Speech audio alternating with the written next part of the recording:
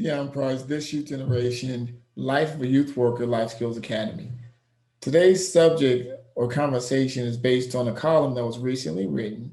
The column talks about when is enough when parents are doing too much for their grown kids.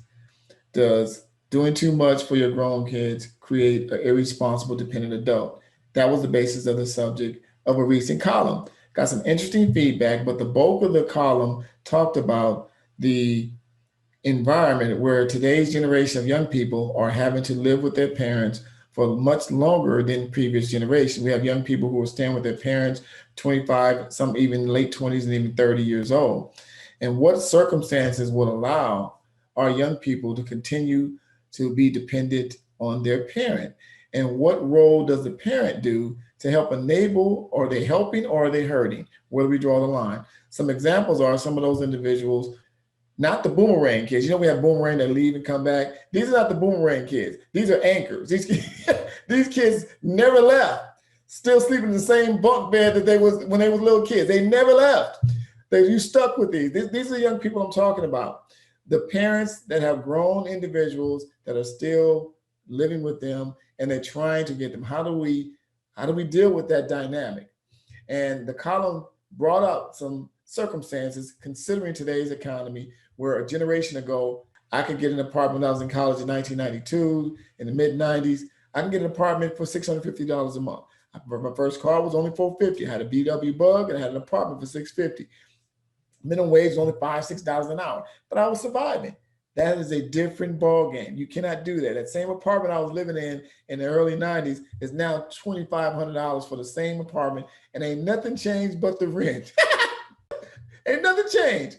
So we're living in a tremendously challenging economic environment where housing is through the roof. Let's take that into consideration. But does that still mean that our young people are not trying? Are we setting them up for failure by doing too much for them? We have individuals that are using school as a crutch. They've been in school now, it's 10 years. They won't, some of them won't work.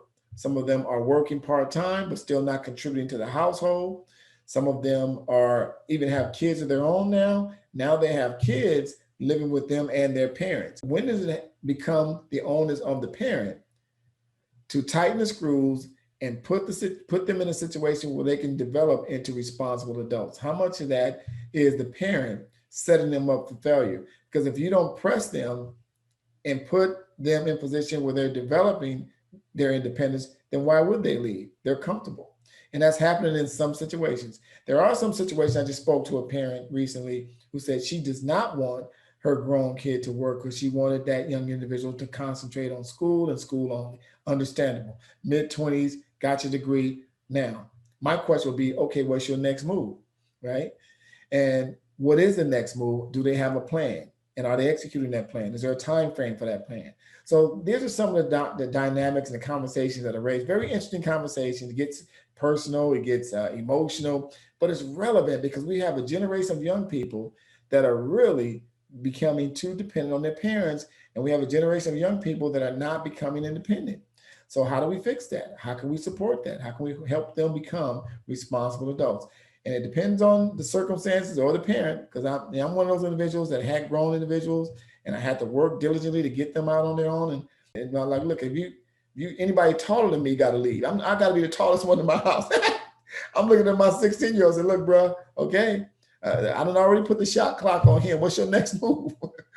So in all honesty and fairness and in all seriousness, we do have to consider the environment. We still have to help them. But how do we make sure we don't cross the line from helping to enabling? So listen, let's get back some feedback from some of this column. There's some readers. I want to give you some readers' feedback, and I would like your input on this so we can continue this conversation and see some perspectives of some different people. So here's a couple of readers' feedback. I'll give you a couple of them. SK. SK reader from Fairfield says, Mr. Price, there is a difference between helping versus enabling. I cannot believe how many boomerang kids there are, some still at home with their parents into mid-30s, maybe even their 40s. That's very true. So we have that. So that's a boomerang, they're coming back and they never leaving. So Could there be some other situations like some developmental issues, some addictions, some substance abuse, whatever it is? Let's deal with those. I recommend that we mandate. You are the power. You have the keys to the city. You're the king of the castle, the queen of the castle. So you can mandate your grown individual pay a certain amount of money a month of rent, pay a certain bill, make sure they take some economic classes or some money management classes so they can know how to manage their money when they get it. I had a parent also who was a auntie, had a nephew living with her, saying that she collected monthly rent every month from him, but she saved that money. She was collecting, and the amount of monthly rent she saved for him, she was putting it in the savings account. So when that time came, of that year and a half that they agreed upon, he couldn't say he didn't have money because no, you don't. Here it is, bro. Here's your bag. Good luck. Go do your thing. That's something that I would recommend. If you don't need the rent, collect something because it teaches them to be responsible. Just a thought. I'd like to know your input on it. Let me take one more reader's comment. Rick Wood from Vacaville, Northern California. Good advice. I'm surprised I learned a little late, but not too late. Thank goodness my son is doing great, and I'm proud of him. He got on his own, went to the military, onward and upward. Well, he went somewhere, right? Sometimes you got to put him on course to doing something, whether it's college, whether it's career direction, whether it's military. At least they try. Go out and try it. And if it don't work out, then you can come back. That's a boomerang kid. Then we're talking about the anchors that never left, never tried, never got out, never done anything. Those are the ones that are becoming problematic. And another conversation and another subject we're going to talk about is how that affects the parents in their ongoing relationships. Yeah, that's going to be another subject matter. Dating someone or you dating while you have a grown person in the house. Another subject matter, we're going to delve into that. This generation, Deon Price, life of a youth worker, just a humble servant trying to make a difference.